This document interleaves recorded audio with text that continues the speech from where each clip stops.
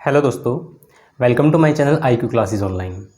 दोस्तों, संविधान की पिछली क्लास में हम संविधान के भाग के बारे में पढ़ चुके हैं, बट आज की क्लास में हम डीपली पढ़ने वाले हैं संविधान के भागों में जो आर्टिकल दिए गए हैं उनके बारे में।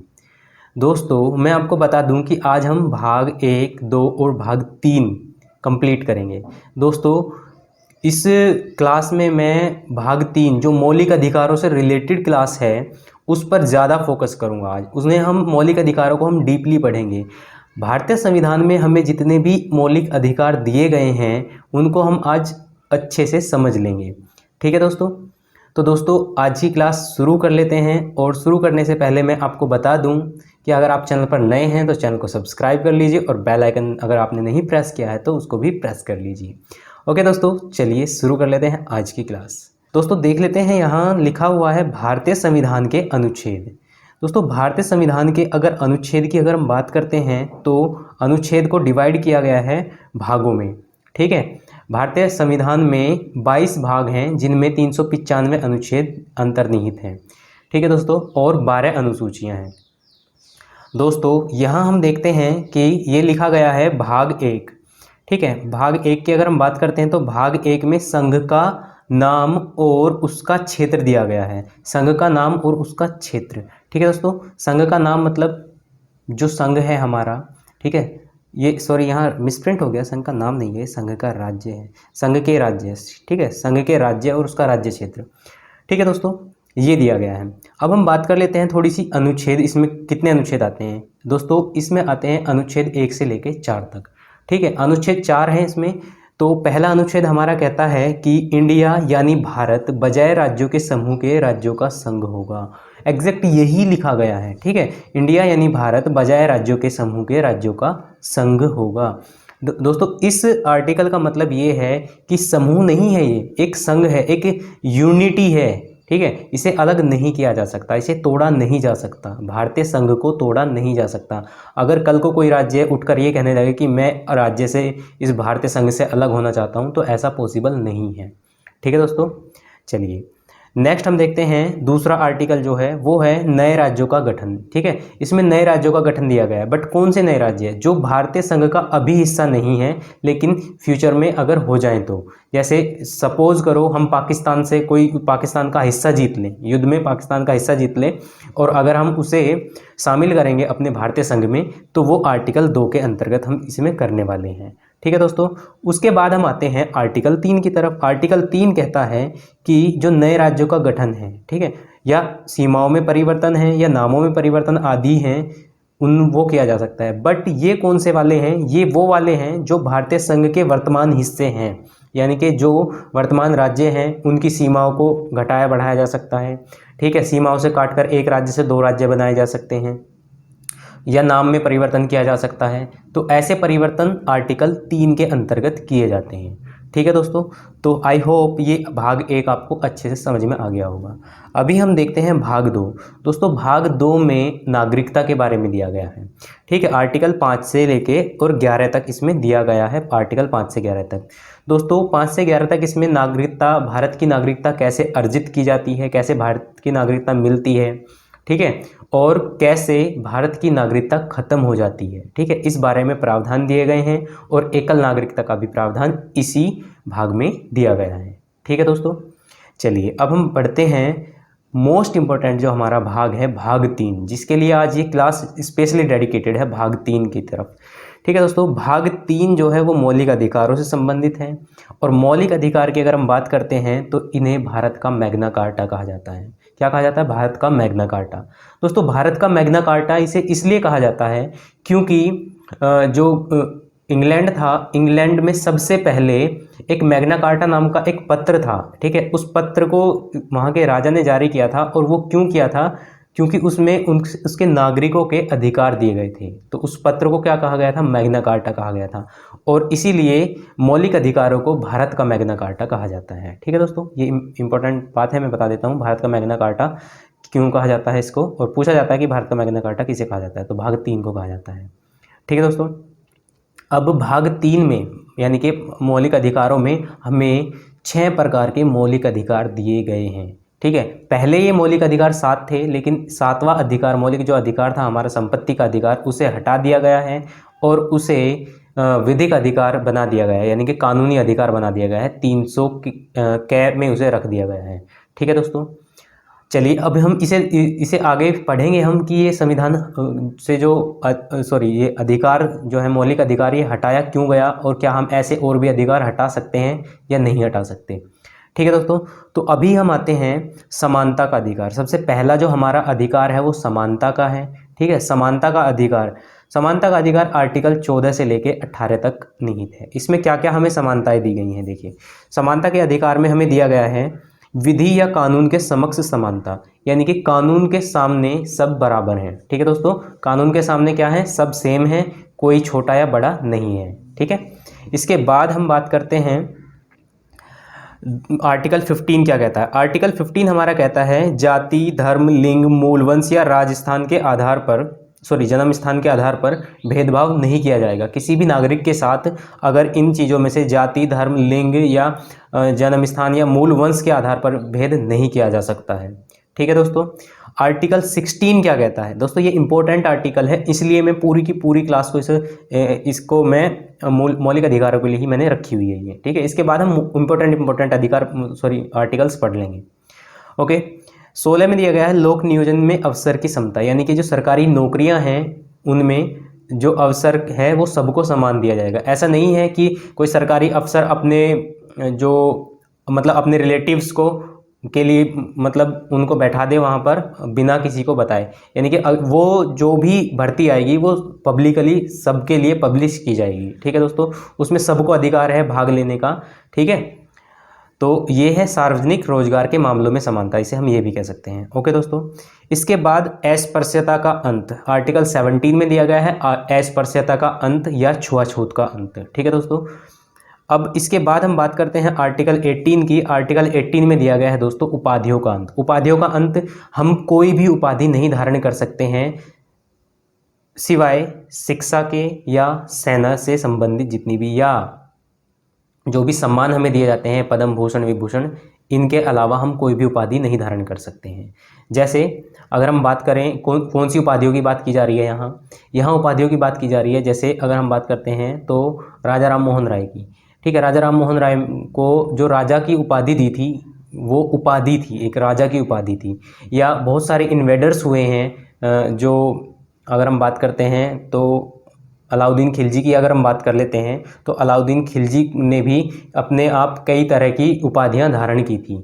ठीक है दोस्तों, तो वो अब हम उस तरह की उपाधियां नहीं धारण कर सकते हैं। कौन कौन सी उपाधियां हम धारण कर सकते हैं, या तो कोई शिक्षा से रिलेटेड है हमारी, उसे हम धारण कर सकते हैं, या कोई सेना से संबंधित सम्मान है उसे हम धारण कर सकते हैं। ठीक है दोस्तों, बाकी सभी उपाधियों का अंत आर्टिकल 18 के अंतर्गत कर दिया गया है। अब हम बात करते हैं स्वतंत्रता का अधिकार। ठीक है, समानता का अधिकार हो गया है, स्वतंत्रता का अधिकार आता है। स्वतंत्रता का जो अधिकार है वो आर्टिकल 19 से लेके 22 तक निहित है। ठीक है दोस्तों, 19 से लेके 22 तक। लेकिन हम बात करेंगे 19 में सबसे ज़्यादा हमें इम्पोर्टेंट है आर्टिकल 19, बहुत ही ज़्यादा इम्पोर्टेंट है। देखिए दोस्तों, 19 में 6 प्रकार की स्वतंत्रता दी गई है। आर्टिकल 19 में ही 6 प्रकार की स्वतंत्रता हैं। कौन कौन सी हैं? 19A में दी गई है। देखिए, या तो आप 19A कह लीजिए या 19K कह लीजिए, कोई एक ही बात है। ठीक है, तो वाक एवं अभिव्यक्ति की स्वतंत्रता, यानी कि बोलने की स्वतंत्रता हमें दी गई है आर्टिकल 19A में। ठीक है, और इसी के अंतर्गत प्रेस की स्वतंत्रता, जो प्रेस मीडिया जो होती है उसकी जो स्वतंत्रता है वो भी आर्टिकल 19A के अंतर्गत आती है। दोस्तों, इसी के साथ साथ इसी आर्टिकल 19A जो हमें एक और स्वतंत्रता प्रोवाइड कराता है कि जो फ़ोन टैपिंग होती है उसके विरुद्ध हमें स्वतंत्रता प्रदान करता है 19A। आगे बात समझ में, अगर कोई हमारा नॉर्मली के कंडीशंस में कोई हमारा फ़ोन टैप नहीं कर सकता। ठीक है, तो इसके लिए जो स्वतंत्रता दी गई है वो आर्टिकल 19A में दी गई है। नेक्स्ट हम बात करते हैं 19B की। ये होता है इच्छा शांतिपूर्वक इकट्ठा होने या सम्मेलन करने का अधिकार। ठीक है, शांतिपूर्वक हम सम्मेलन कर सकते हैं आराम से बैठ के, तो उसकी स्वतंत्रता हमें है आर्टिकल 19B के अंतर्गत। 19C के अंतर्गत संघ या एसोसिएशन बनाने का हमें स्वतंत्रता दी गई है। हम संघ बना सकते हैं, अपनी यूनिटी बना सकते हैं, एसोसिएशन बना सकते हैं, इसकी स्वतंत्रता हमें आर्टिकल 19C देता है। 19D के अंतर्गत हमें आबाद संचरण की स्वतंत्रता दी गई है, यानी कि हम पूरे देश में कहीं भी घूम सकते हैं, आ जा सकते हैं, कोई हमें रोक टोक नहीं सकता। ये आर्टिकल 19D में हमें कहा गया है। ठीक है दोस्तों। 19E क्या कहता है? 19E कहता है कहीं भी देश में कहीं भी हम जाके बस सकते हैं, ठीक है, कहीं भी रह सकते हैं। इसके लिए हमें कोई अलग से प्रावधान नहीं करने की ज़रूरत है, ठीक है। जहाँ हमारा मन करेगा पूरे देश में हम वहाँ रह लेंगे। लेकिन दोस्तों 370 से पहले हम कश्मीर में नहीं रह सकते थे, कोई भी मतलब पूरे इंडिया का कोई भी लोग कश्मीर में जाके नहीं बस सकता था। लेकिन जब से 370 हटा दी गई है तब से हम कश्मीर में भी जाके बस सकते हैं, ठीक है दोस्तों। क्योंकि 370 जब तक थी, जब तक कश्मीर को विशेष राज्य का दर्जा प्राप्त था। अब इसके बाद 19F है। 19F में क्या कहा गया है दोस्तों? 19F किसी भी व्यवसाय या व्यापार का अभ्यास करने की हमें स्वतंत्रता देता है, ठीक है दोस्तों। हम व्यापार कर सकते हैं, कोई भी कारोबार हम चला सकते हैं, तो उसकी स्वतंत्रता हमें 19F के अंतर्गत दी गई है, ठीक है दोस्तों। तो ये हमारी आर्टिकल 19 के अंतर्गत जो 6 स्वतंत्रताएं थी वो देख ली हैं हमने। इसके बाद आर्टिकल हम 20 पर आते हैं। आर्टिकल 20 क्या कहता है? ये कहता है कि अपराध के लिए दोष सिद्धि के संबंध में संरक्षण, ठीक है। तो जो अपराध किए जाते हैं, अपराधी जो होता है, तो उसके लिए जो दोष सिद्धि के संबंध में संरक्षण होते हैं वो हमें आर्टिकल 20 प्रोवाइड करा देता है। इसके बाद हम बात करते हैं प्राण एवं दैहिक स्वतंत्रता, आर्टिकल 21 के अंतर्गत है, ठीक है दोस्तों। प्राण एवं दैहिक स्वतंत्रता यानी कि जीवन जीने का जो अधिकार है वो हमें दिया गया है आर्टिकल 21 के अंतर्गत, ठीक है दोस्तों। 21A मोस्ट इंपॉर्टेंट रहेगा। 21A देखिए दोस्तों, आर्टिकल 21A की अगर हम बात करते हैं तो ये शिक्षा का अधिकार है। ये मूल संविधान में नहीं था, ये 86वां संविधान संशोधन, 86वां संशोधन 2002 के अंतर्गत जोड़ा गया था, ठीक है, शिक्षा का अधिकार। और इसमें ये क्या प्रोवाइड कराता है? 6 से 14 वर्ष के बच्चों के लिए निःशुल्क एवं अनिवार्य शिक्षा ये प्रोवाइड कराता है, ठीक है दोस्तों। तो ये 86वें संविधान संशोधन से किया गया था। और इसी संविधान संशोधन से आर्टिकल 51A, जिसमें हमें हमारे मौलिक कर्तव्य दिए गए हैं, जो पहले 10 कर्तव्य थे, इस संविधान संशोधन के द्वारा 11वां कर्तव्य इसमें जोड़ा गया कि प्रत्येक व्यक्ति को अपने बच्चों के लिए शिक्षा अनिवार्य देनी ही है, ठीक है। तो ये मौलिक कर्तव्य हमारा जोड़ा गया था 2002 के संविधान संशोधन से। ओके दोस्तों, तो यहाँ तक समझ में आया आपको आर्टिकल 21A तक। अब बात करते हैं 22 की। 22 में है गिरफ्तारी एवं निरोध से संरक्षण, ठीक है दोस्तों। इसमें क्या है कि अगर हमारी कोई गिरफ्तारी हो जाती है तो हमें अधिकार है ये पूछने का कि हमारी गिरफ्तारी का क्या आधार है, ठीक है। हमें अगर गिरफ्तार कर लिया गया है तो हमें वकील से परामर्श करने की भी जो स्वतंत्रता है वो है, ठीक है दोस्तों। 24 घंटे के अंदर अंदर हमें न्यायालय के सामने पेश होने की स्वतंत्रता है, ठीक है दोस्तों। ये सारे काम अगर हमारी गिरफ्तारी हो जाती है तो इस चीज़ की स्वतंत्रता हमें हमारा संविधान प्रोवाइड कराता है। ओके दोस्तों, तो ये आर्टिकल 22 हो गया, ठीक है दोस्तों। तो हमने अभी तक समानता का अधिकार देख लिया है, स्वतंत्रता का अधिकार देख लिया है। अब आता है नेक्स्ट हमारा अधिकार है शोषण के विरुद्ध अधिकार। शोषण के विरुद्ध अधिकार क्या है? देखिए दोस्तों, आर्टिकल 23 क्या प्रोवाइड कराता है? आर्टिकल 23 कहता है कि मानव तस्करी, ठीक है दोस्तों, जो मानव का दुर्व्यापार होता है, यानी कि मानवों को की खरीद बिक्री जो होती है, ठीक है, या उन्हें गुलाम बनाने का, या किसी भी तरह के जैसे महिलाओं की तस्करी होती है, ठीक है, तो उस तरह का, या किसी से जबरन श्रम करवाने का, श्रम मतलब जबरन किसी से काम करवाने पर जो रोक लगाई गई है, ठीक है दोस्तों, मानव तस्करी पर और जबरन श्रम करवाने पर रोक लगाई गई है आर्टिकल 23 के अंतर्गत, ठीक है दोस्तों। इसके बाद आता है आर्टिकल 24 हमारा। आर्टिकल 24 क्या कहता है? आर्टिकल 24 कहता है कि बाल श्रम, जो भी बालक होंगे 14, देखिए पहले अगर मैं बात करता हूँ कि 14 साल के बच्चों को कारखानों में काम करने के लिए रोक थी, लेकिन इसके बाद 2016 में एक संशोधन किया गया और उसमें पहले ये था बाल श्रम अधिनियम था, फिर इसे बाल एवं किशोर श्रम अधिनियम बना दिया गया 2016 में। और अब इसकी जो उम्र थी 14 साल तक की थी पहले, अब 18 साल कर दी गई है कि 18 साल तक के बच्चों को कारखानों में काम नहीं किया जाएगा, ठीक है। अगर कोई ऐसा करवाता है तो उसके खिलाफ कार्रवाई की जाएगी, ठीक है दोस्तों। तो ये है बाल श्रम पर रोक आर्टिकल 24 के अंतर्गत, ये इंपॉर्टेंट है, याद रखना दोस्तों। इसके बाद आती है हमारी धार्मिक स्वतंत्रता, ठीक है दोस्तों। धार्मिक स्वतंत्रता का अधिकार आता है आर्टिकल 25 से लेकर 28 तक। ओके, आर्टिकल 25 की अगर हम बात करते हैं तो किसी भी व्यक्ति को अपने धर्म को मानने और धर्म का प्रचार करने की स्वतंत्रता है। कोई भी व्यक्ति कोई भी धर्म अपना मान सकता है और उसका प्रचार प्रसार कर सकता है, इसके लिए उसे कोई रोक टोक नहीं सकता। दूसरा है धार्मिक संप्रदायों को, आर्टिकल 26 में लिखा गया है, धार्मिक संप्रदायों को अपने धर्म से संबंधित संस्थाओं की स्थापना करने की जो अधिकार है, यानी कि अगर हिंदू लोग हैं तो मंदिर बना सकते हैं, मुस्लिम हैं तो मस्जिद बना सकते हैं, मतलब इस तरह की संस्थाएं बना सकते हैं, ठीक है, तो उन्हें अधिकार है। आर्टिकल 27 कहता है कि अगर कोई किसी का जबरन धर्म परिवर्तन करता है तो उस पर रोक लगाई जाएगी, ठीक है, कोई किसी का ज़बरदस्ती धर्म परिवर्तन नहीं करवा सकता, इसके लिए बाध्य नहीं किया जा सकता, ठीक है दोस्तों।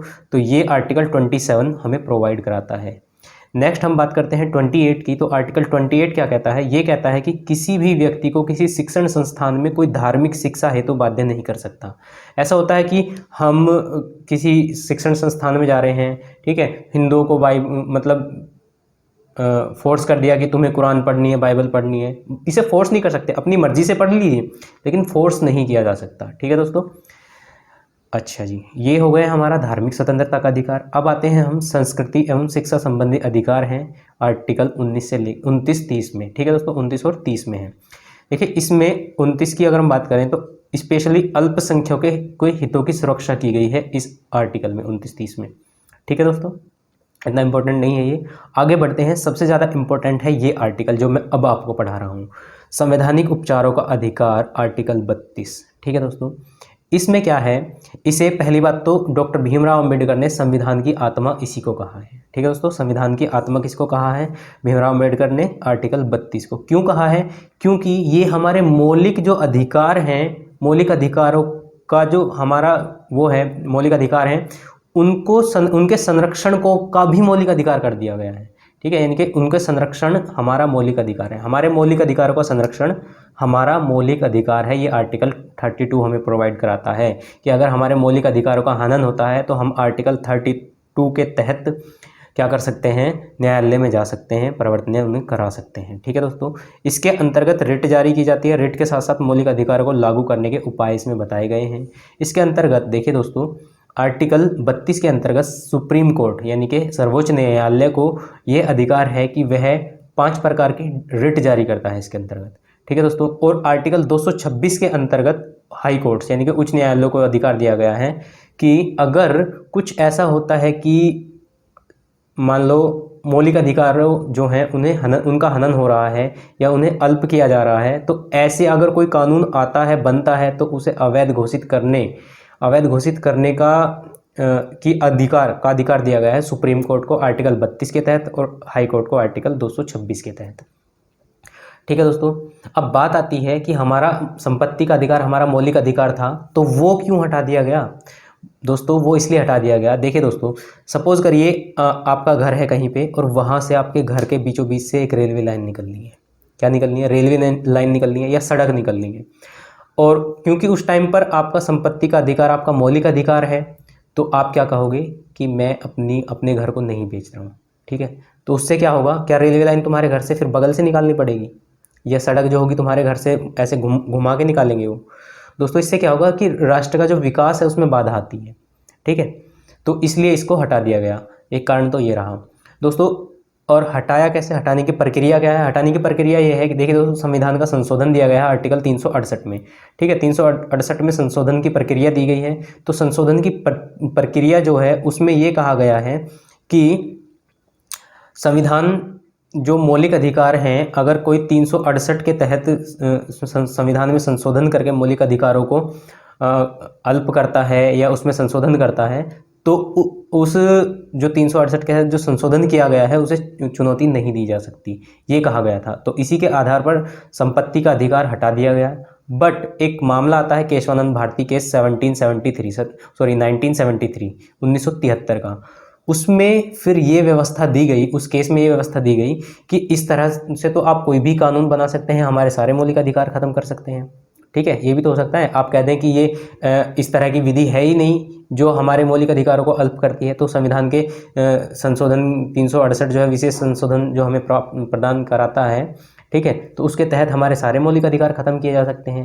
लेकिन दोस्तों ऐसा नहीं है। केशवानंद भारती केस में ये कहा गया कि संविधान जो भारत के संविधान के जो मौलिक अधिकार हैं उनका मूल ढांचा चेंज नहीं किया जा सकता, ठीक है दोस्तों, मूल ढांचों में परिवर्तन नहीं किया जा सकता, इस बात की गारंटी मिलती है हमें केशवानंद भारती केस से।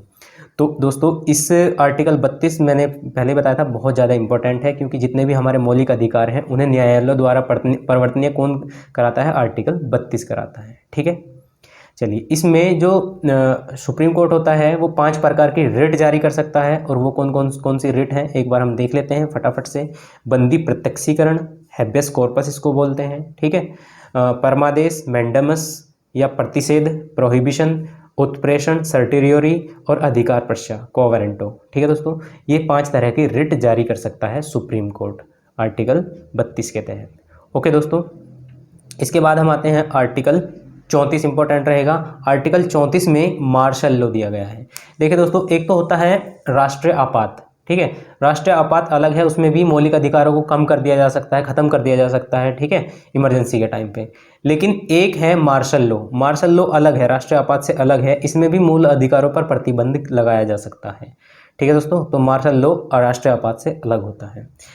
ओके दोस्तों, जहाँ किसी राज्य के विशेष क्षेत्र में ऐसा अनुभव होता है, ऐसा महसूस होता है कि यहाँ अब दंगे फसाद या कुछ इस तरह की सिचुएशन आ रही है, तो उस सिचुएशन में हम क्या कर सकते हैं, या उस सिचुएशन में राज्य जो है वो क्या कर सकता है? मार्शल लॉ लगा सकता है। ठीक है दोस्तों, मार्शल लॉ इमरजेंसी से अलग है, ये याद रखना। ओके दोस्तों, और 35 जो आर्टिकल है हमारा 35 प्रोवाइड कराता है संसद को कुछ विशेष मूल अधिकारों को प्रभावी बनाने के लिए कानून बनाने की शक्ति इसमें दी गई है। संसद को शक्ति है कि कुछ विशेष मूल अधिकारों को जो प्रभावी बनाने के लिए कानून बनाएगा, उसकी शक्ति किसको दी गई है? हमारे संसद को दी गई है। ओके दोस्तों, इसके बाद हम बात करते हैं भाग 4 की। भाग 4 है राज्य के नीति निर्देशक तत्व, DPSP, directive principle of state policy. इसमें कुछ इंपॉर्टेंट है, देखिए दोस्तों हम पढ़ लेते हैं। आर्टिकल 44 इंपॉर्टेंट रहेगा, यूनिफॉर्म सिविल कोड है, समान सिविल संहिता। ठीक है, आर्टिकल 45 भी इंपॉर्टेंट रहेगा इसमें। 45 है ग्राम पंचायतें, जो पंचायतें हैं, पंचायतें, वो आर्टिकल कितने में दी गई हैं? आर्टिकल 45 में दी गई हैं। ठीक है, 50 इंपॉर्टेंट रहेगा, कार्यपालिका से न्यायपालिका का अलगाव, ये आर्टिकल 50 में दिया गया है। आर्टिकल 51 की बात कर लेते हैं, अंतर्राष्ट्रीय शांति और सुरक्षा का विकास, ये आर्टिकल 51 में दिया गया है। तो इतने कम से कम हमें राज्य के नीति निर्देशक तत्व जो हैं आर्टिकल 36 से लेकर 51 में आते हैं भाग 4 में, वो याद होने चाहिए। ओके दोस्तों, तो दोस्तों आज ही क्लास को हम यहीं रोकेंगे, इतनी ही क्लास, इतना ही पढ़ लेते हैं। बट एक बार मैं फिर से आपको रिवाइज करा देता हूँ। क्या रिवाइज करना है हमें? हमने भाग 1, भाग 2, भाग 3 और भाग 4 पढ़े हैं। फटाफट से मेरे साथ रिवाइज करिए दोस्तों। सबसे पहले हमने पढ़ा भाग 1। भाग 1 में हमें दिया गया है संघ और उसका राज्य क्षेत्र, दिया गया है संघ और उसका राज्य क्षेत्र। और संघ और उसके राज्य क्षेत्र की अगर हम बात करते हैं, एक सेकंड रुकना दोस्तों, हाँ यहाँ से संघ और उसका राज्य क्षेत्र, उसमें आर्टिकल 1 से लेकर 4 तक दिए गए हैं हमें। ठीक है, आर्टिकल 1 में इंडिया यानी भारत बजाय राज्यों के समूह के राज्यों का संघ होगा, ये कहा गया है। ठीक है, आर्टिकल 2 में नए राज्यों का प्रवेश दिया गया है जो भारत के राज्य हिस्से नहीं है। आर्टिकल 3 में नए राज्यों का गठन, नाम या सीमा में परिवर्तन दिया गया है जो भारत के ही हिस्से हैं वर्तमान समय में। ठीक है, इसके बाद आर्टिकल 5 से 11 तक नागरिकता है, और नागरिकता वाले भाग दिए गए हैं। और भाग 3 की बात करते हैं मौलिक अधिकारों की, तो मौलिक अधिकार दिए गए हैं आर्टिकल 12 से लेकर 36 तक। ठीक है दोस्तों, ये 2 आर्टिकल मैं आपको बताना भूल गया था, आर्टिकल 12 और 13, इनके बारे में भी आप सुन लीजिए। 12 जो है, 12 क्या कहता है? आर्टिकल 12 में राज्य की परिभाषा दी गई है। देखिए दोस्तों, इन जो भी ये सारे के सारे मौलिक अधिकार हमने पढ़े हैं, इनमें राज्य का शब्द यूज हुआ है, राज्य शब्द का यूज हुआ है। तो उस राज्य का क्या मतलब है, यहाँ उसकी परिभाषा दी गई है। देखिए दोस्तों, राज्य का मतलब संसद से भी है, राज्य का मतलब राज्य विधानमंडल से भी है, राज्य मतलब जो है राज्य विधानमंडल या कोई भी सरकारी संस्था या कोई भी निजी संस्था। ठीक है, जो मतलब इस तरह की सारी के सारी जो भी प्रोवाइड होती हैं उनका संबंध यहाँ राज्य से दिया गया है। ठीक है दोस्तों, तो राज्य की परिभाषा दी गई है यहाँ, राज्य की परिभाषा। ओके दोस्तों, आर्टिकल 13 की अगर हम बात करते हैं, तो आर्टिकल 13 यह घोषित करता है कि कोई भी मौलिक अधिकारों का अल्पीकरण नहीं कर सकता। ठीक है, अल्पीकरण नहीं कर सकता मतलब उन्हें ख़त्म नहीं कर सकता। ठीक है, जो आर्टिकल अभी मैंने 32 में बताया था ना आपको, ये आर्टिकल 32 में सुप्रीम कोर्ट के बारे में बताया था कि आर्टिकल 32 के तहत सुप्रीम कोर्ट और आर्टिकल 226 के तहत हाई कोर्ट को ये अधिकार प्राप्त होता है कि अगर इस तरह का कोई कानून बनाया जाता है जो इसके मौलिक अधिकारों का हनन करता है या ख़त्म करता है उन्हें, तो उसे अवैध घोषित कर दिया जाएगा। ये आर्टिकल 13 में लिखा गया है। ठीक है दोस्तों, यही बात समझ में। आर्टिकल 14 में हमें क्या दिया गया है, विधि और कानून के समक्ष समता दी गई है। आर्टिकल 15 की अगर हम बात करते हैं तो आर्टिकल 15 में हमें जाति, धर्म, लिंग या मूल, वंश इस तरह के भेदभाव से अलग रखा गया है। ठीक है दोस्तों, आर्टिकल 16 में हमें ये समानता दी गई है कि हम सरकारी नौकरियों में लोक नियोजन की समानता हमें दी गई है। आर्टिकल 17 की बात कर लेते हैं तो आर्टिकल 17 में अस्पृश्यता का अंत और आर्टिकल 18 में उपाधियों का अंत दिया गया है। ठीक है दोस्तों, ये याद रहेगा। आर्टिकल 19 की बात कर लेते हैं, ये स्वतंत्रता का अधिकार है। ठीक है, आर्टिकल 19 में 6 प्रकार की हमें क्या दी गई है, स्वतंत्रता दी गई हैं। पहली स्वतंत्रता वाक एवं अभिव्यक्ति की स्वतंत्रता है। ठीक है, इसी के अंतर्गत हमें क्या दी गई है, प्रेस की स्वतंत्रता और फोन टैपिंग के विरुद्ध स्वतंत्रता आर्टिकल 19(1) में दी गई है। आर्टिकल 19(2) की अगर हम बात करते हैं तो हमें शांतिपूर्वक सम्मेलन करने का अधिकार है। ठीक है, आर्टिकल 19(3) की अगर हम बात करते हैं तो आर्टिकल 19(3) में हमें दिया गया है कि हम अपना संघ बना सकते हैं। ठीक है, या एसोसिएशन हम बना सकते हैं। 19(4) में कहा गया है कि हम अबाध रूप से पूरे देश में विचरण कर सकते हैं, घूम सकते हैं, आ जा सकते हैं कहीं भी। इसके बाद आर्टिकल बात करते हैं हम 19(5) की, तो 19(5) में कहा गया है कि हम कहीं भी रह सकते हैं, पूरे के पूरे देश में कहीं भी रह सकते हैं, कहीं भी बस सकते हैं जाके। और 19(6) में हमें व्यापार और कारोबार की स्वतंत्रताएं दी गई हैं। ओके दोस्तों, 19 के बाद हम बात करते हैं 20 की। इसमें अपराध के लिए दोष सिद्धि के संबंध में संरक्षण दिए गए हैं। 21 में प्राण एवं दैहिक स्वतंत्रता दी गई है, यानी कि जीवन जीने का अधिकार। 21 क में शिक्षा का अधिकार दिया गया है। 6 से 14 वर्ष के बच्चों के लिए निःशुल्क एवं अनिवार्य शिक्षा दी गई है इसमें। ठीक है दोस्तों, ये 86वें संविधान संशोधन 2002 से जोड़ा गया था।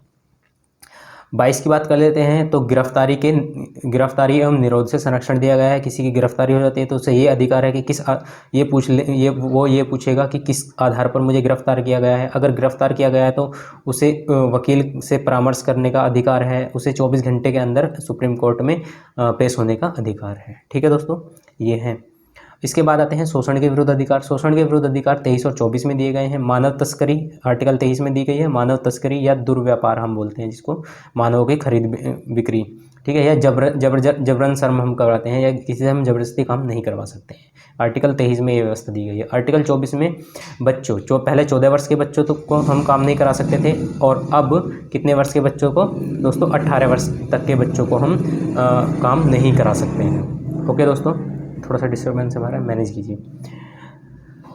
यानी कि बाल श्रम पर रोक आर्टिकल 24 में दी गई है। और धार्मिक स्वतंत्रता का अधिकार आर्टिकल 25 से लेकर 28 तक दिए गए हैं। ये सारे के सारे अधिकार हैं, एक बार पढ़ लेना इनको।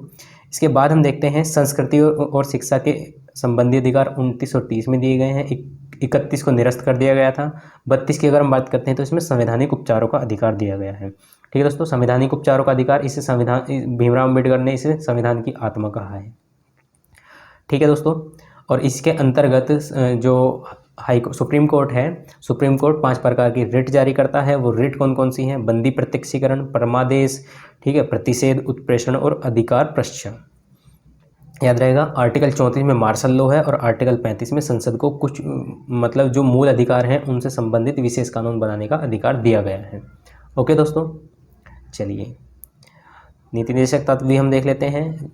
44 में समान सिविल संहिता दी गई है। 45 में हमें दी गई पंचायतें, इंपॉर्टेंट देख रहे हैं बस ये। ठीक है, 50 में न्यायपालिका कार्यपालिका से अलग रहेगी, ये कहा गया है। और 51 में अंतर्राष्ट्रीय शांति के बारे में बात की गई है। ओके दोस्तों, तो इस क्लास में हमने देखिए दोस्तों 27 मिनट की क्लास हो गई है ये। इसमें हमने मौलिक अधिकारों को बहुत अच्छे से डीपली पढ़ा है, और बाकी जो और भी हमने भाग 1, भाग 2 और भाग 4 भी इसमें हमने पढ़ ली हैं। तो डाटा हमने काफ़ी सारा कवर कर लिया है, बहुत सारी हमने नॉलेज गेन करी है इस क्लास में। दोस्तों आपको आज की क्लास कैसी लगी है कमेंट सेक्शन में ज़रूर बताएं। दोस्तों अगर अच्छी लगी है तो वीडियो को लाइक भी कर दीजिए, और अपने दोस्तों के साथ शेयर करना बिल्कुल मत भूलिए। ओके दोस्तों, चलिए मिलते हैं नेक्स्ट वीडियो में, तब तक के लिए टेक केयर, बाय बाय।